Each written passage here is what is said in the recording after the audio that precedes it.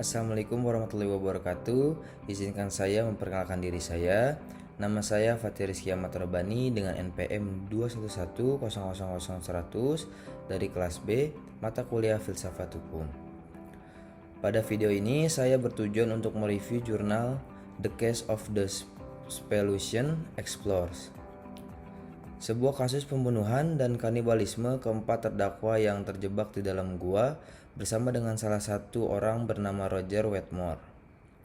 Di dalamnya mereka terjebak tanpa makanan dan upaya penyelamatan sedang dilakukan, sehingga kelima penjelajah ini sedang dalam proses diselamatkan, dan dalam proses itu mereka dapat berkomunikasi dengan orang-orang di luar, namun mereka tidak bisa keluar dari gua tersebut. Para ahli medis menyarankan bahwa kecil kemungkinan bagi kelima orang tersebut untuk bertahan hidup 10 hari lagi tanpa makanan. Roger Wetmore awalnya menyarankan agar mereka membunuh dan memakan salah satu anggota kelompok untuk bertahan hidup. Tidak ada satupun dari orang di luar yang dapat memberikan nasihat kecuali mereka berlima. Ketika Wetmore dan yang lainnya bertanya bagaimana mereka harus memutuskan siapa di antara mereka yang harus dibunuh dan dimakan, oleh karena itu mereka memutuskan bahwa mereka sebaiknya melempar dadu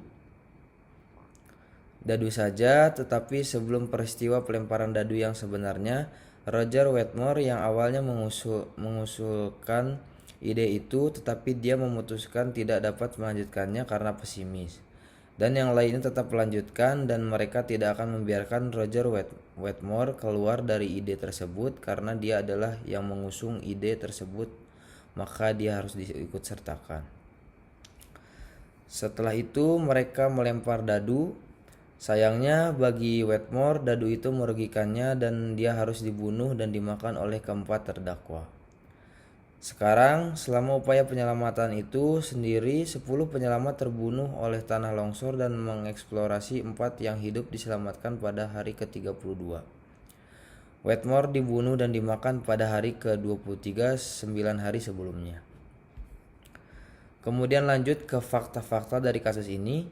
Ketika dibawa ke pengadilan adalah bahwa awalnya keempat orang tersebut dituduh melakukan pembunuhan dan mereka dijatuhi hukuman mati. Sehingga kasus yang lebih lama disajikan kepada kita adalah kasus di mana hukuman tersebut digugat di Mahkamah Agung, sehingga Mahkamah Agung harus memutuskan apakah akan menguatkan hukuman mati dari pengadilan yang lebih rendah atau apakah membatalkannya setelah naik banding. Diputuskan oleh majelis yang terdiri dari 5 hakim. 2 hakim ini mengatakan putusan mereka mengatakan ya, mereka melakukan pembunuhan. Mereka harus dijatuhi hukuman mati. 2 hakim membatalkannya. Mereka mengatakan tidak, kita seharusnya tidak menerima hukuman mati. Mereka tidak melakukan pembunuhan sebagaimana karena menurut undang-undang salah seorang hakim mengundurkan diri berarti mengundurkan diri untuk menolak ikut serta dalam proses. Umumnya hakim mengundurkan diri jika diketahui secara pribadi oleh orang yang menggugat perkaranya. Penuntutan atau mereka secara pribadi mengetahui pembelaan mereka tidak lagi netral, sehingga mereka mengundurkan diri. Dan mengundurkan diri dalam hal ini, hakim yang mengundurkan diri tidak mundur karena dia mengenal siapapun, melainkan dia mundur karena dia mengakuinya.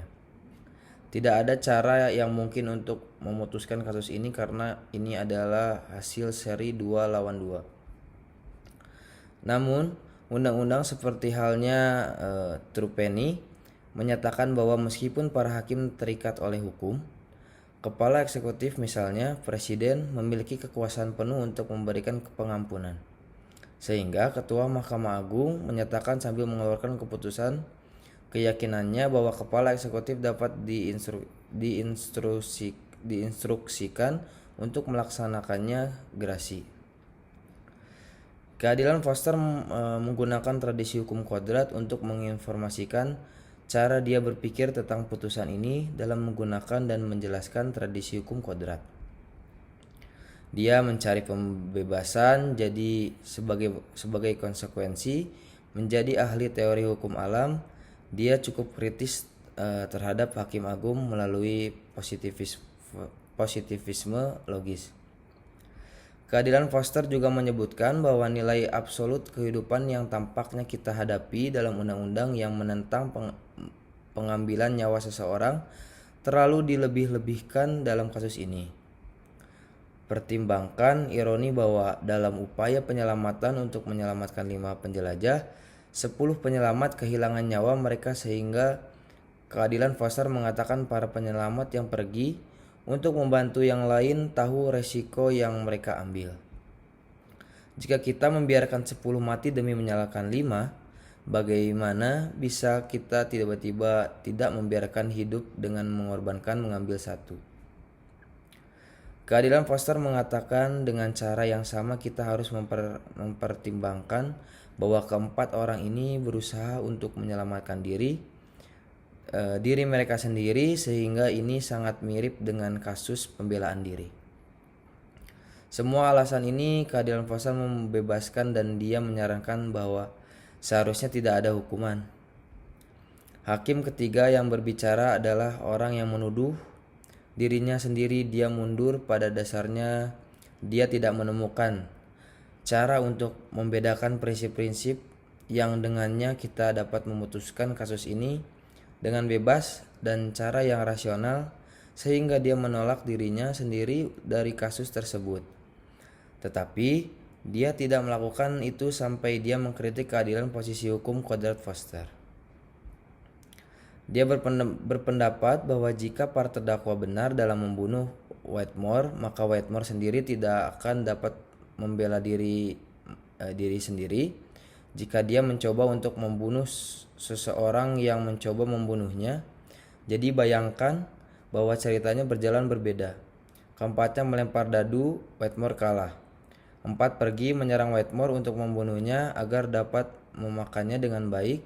Bagaimana jika Whitmore mengambil batu dan memukul salah satu dari mereka di tengkorak dan membunuh orang itu? Bukankah itu sebenarnya yang dimaksud dengan pembelaan diri? Jika menurut argumen hakim sebelumnya, keempatnya berusaha untuk melestarikannya. Jadi itu semacam keadilan pembelaan diri yang menyatakan jika mereka mendapatkan pembelaan diri itu, berarti Whitmore yang benar-benar membela diri tidak dapat mengklaim pembelaan diri. Oleh karena itu, keadilan Foster pasti salah tentang gagasan bahwa kita dapat melepaskan keempat hal ini karena pembelaan diri. Kemudian yaitu Hakim Tating berpendapat bahwa dalam kasus preseden, dengan kata lain dalam suatu perkara yang telah diputus sebelumnya oleh Mahkamah Agung dan yang pengadilan selalu terikat. Inilah prinsip yang disebut dengan keputusan statis, yaitu bahwa perkara-perkara sebelumnya mengikat keputusan-keputusan hakim dalam perkara-perkara yang akan datang.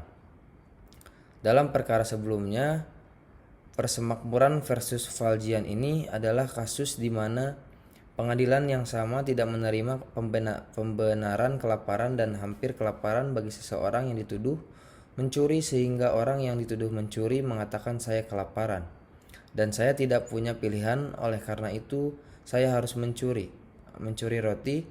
Tetapi pengadilan mengatakan bahwa itu bukan pembenaran atas tindakannya dan mereka memvonis pencuri atas tuduhan pencurian. Jika dapat menghukum pencuri atas tuduhan pencurian dengan mengharapkan dia mati kelaparan, lalu bagaimana Anda tidak menerima menghukum keempat terdakwa ini di tuduhan pembunuhan karena mereka akan mati kelaparan? Akhirnya, hakim ini menunjukkan bahwa meskipun undang-undang tentang pembunuhan mensyaratkan tindakan yang disengaja itu tidak bisa dibandingkan dengan pembelaan diri karena diri sendiri, pertahanan adalah respon impuls untuk mempertahankan diri. Dengan kata lain, jika seseorang hendak menyerang dan kemudian Anda membunuh orang itu adalah dorongan untuk mempertahankan hidup. Itulah yang dimaksud dengan pembelaan diri. Namun itu adalah tindakan disengaja yang sengaja diputuskan setelah musyawarah antara penjelajah ini. Apakah keputusan dibuat setelah membicarakan sesuatu dan mempertimbangkannya? itu sangat berbeda dari tindakan spontan yang dimana Anda mencoba melindungi diri sendiri karena alasan-alasan ini. Menurut hakim selanjutnya, yaitu menurut keadilan Ketua Hakim Kenny, tidak mempunyai hak prerogatif dalam undang-undang untuk mengarahkan ketua eksekutif untuk melakukan apapun setelah semua wewenang ini dipisahkan. Tugas ketua eksekutif adalah mengambil keputusan sendiri apakah dia akan mengampuni atau tidak. Hakim Kenny mengatakan bahwa kasus ini tidak bisa menjadi pengecualian karena pembelaan diri. Hal ini karena menurut Hakim Kenny, ruang lingkup pembelaan diri berlaku dalam kasus melawan ancaman keberadaannya terhadap kehidupan itu sendiri. Kami mengizinkan pembelaan diri ketika kami mengakui bahwa orang-orang yang membela diri dengan membunuh mempunyai ancaman nyata terhadap hidupnya oleh orang yang menyerangnya. Dalam kasus ini, Whitmore tidak menimbulkan ancaman bagi orang-orang yang membunuhnya. Ancaman kematian bagi keempat terdakwa datang dari sesuatu di luar kendali Whitmore, sehingga mengatakan bahwa kita dapat melepaskan orang-orang ini karena membela diri. Berarti menyatakan bahwa Whitmore adalah orang yang bertanggung jawab atas situasi mereka yang jelas-jelas tidak benar. Oleh karena itu, keadilan Kenny menjunjung hukuman mati sebagai keputusan kelima dan terakhir. Kemudian hakim yang terakhir yaitu Hakim Handy. Dia memiliki pengetahuan tidak langsung bahwa kepala eksekutif tidak akan mengampuni para terdakwa jika mereka terbukti bersalah, sehingga dengan pemikiran tersebut ia menunjukkan bahwa kasus ini telah dipublikasikan tidak hanya secara nasional tetapi juga secara internasional yang disaksikan oleh seluruh dunia, dan jajak pendapat yang telah dilakukan semuanya menunjukkan bahwa lebih dari 90% masyarakat percaya bahwa orang-orang yang diadili harus diampuni. Jadi argumennya adalah seruan populasi atau seruan populis.